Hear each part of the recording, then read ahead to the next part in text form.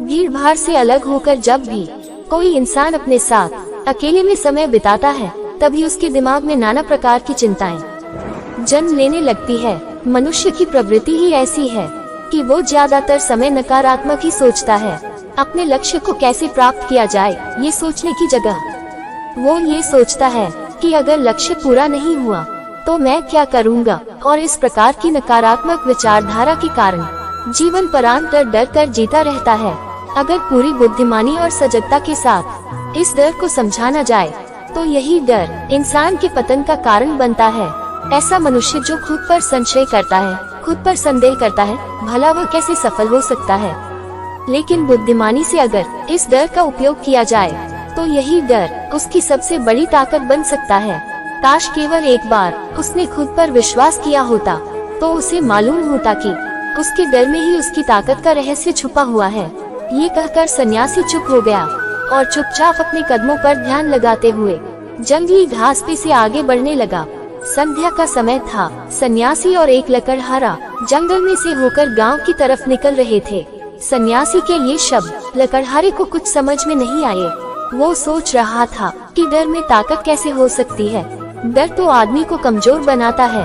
अपने जानने की उत्सुकता को जब वह काबू नहीं कर सका तो उसने सन्यासी से पूछा कि महात्मा आप ये क्या कह रहे हैं कि डर में ताकत होती है। डर तो आदमी को कमजोर बनाता है, उसे तो अपना डर दूर करना चाहिए।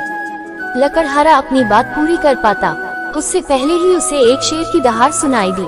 शेर की गर्जन सुनकर लकड़हारे का रोम रोम को कांप गया। उसके कान खड़े हो गए। जंगल से आती एक एक आहट उसे साफ सुनाई दे रही थी। उसके कदम जम गए थे, वो बोल भी नहीं पा रहा था।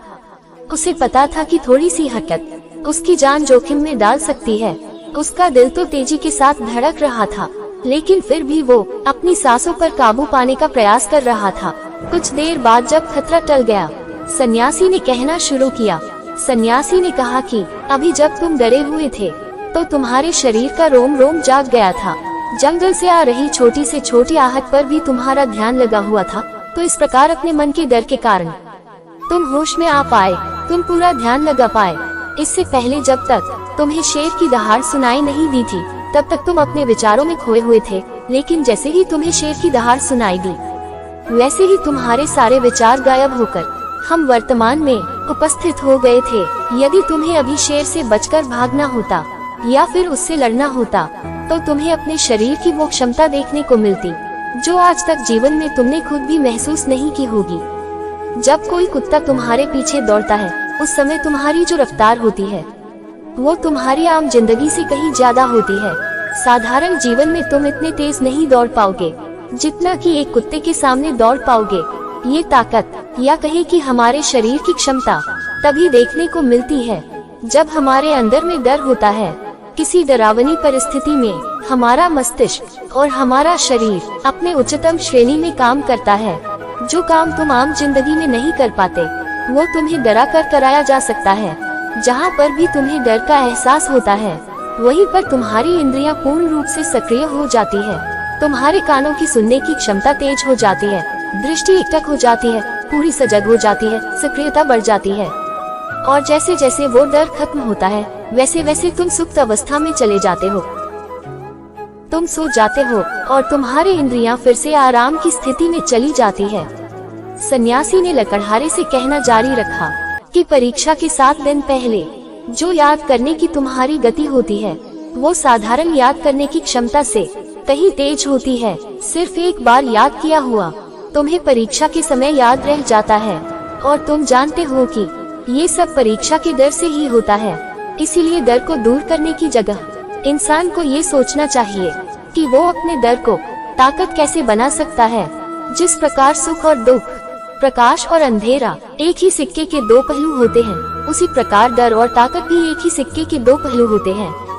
जिस प्रकार रोशनी के बिना अंधेरा पूर्ण नहीं होता, सुख के बिना दुख पूर्ण नहीं होता, उसी प्रकार डर के बिना ताकत का भी कोई महत्व नहीं है। लकड़हारा सन्यासी के ज्ञान से बहुत प्रभावित हुआ, उनके चरणों में नतमस्तक हो गया और उनसे पूछा कि महात्मा, अंधेरे को तो दिया जलाकर रोशनी से भरा जा सकता है, लेकिन अपने डर को ताकत में कैसे बदले? इसके लिए कोई उपाय बताएं। इस पर सन्यासी ने कहा कि डर 2 प्रकार के होते हैं, सबसे पहला मानसिक डर और दूसरा शारीरिक डर। सन्यासी ने लकड़हारे को समझाते हुए कहना शुरू किया कि मान लो तुम्हें जंगल से होकर गुजरना है और अचानक तुम पाते हो कि तुम्हारे मन में शेर का ख्याल आ गया, अभी तक प्रत्यक्ष रूप में और तुम्हारे सामने नहीं आया है, ना उसकी दहाड़ सुनाई दिए, मतलब दूर दूर तक कोई अंदेशा नहीं है कि जंगल में शेर मौजूद है, लेकिन शेर का ख्याल आने से तुम्हारे मन में एक डर पनप गया। अब तुम्हारा उठने वाला एक एक कदम उसी डर से अभिभूत होगा।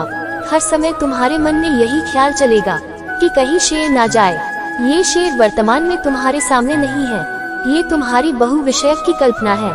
इसी प्रकार जो मनुष्य अतीत और भविष्य की चिंताओं में डूबा रहता है, वो मानसिक डर का शिकार होता चला जाता है। इसी विडंबना के कारण वो अपने जीवन में जीतने भी निर्णय लेता है।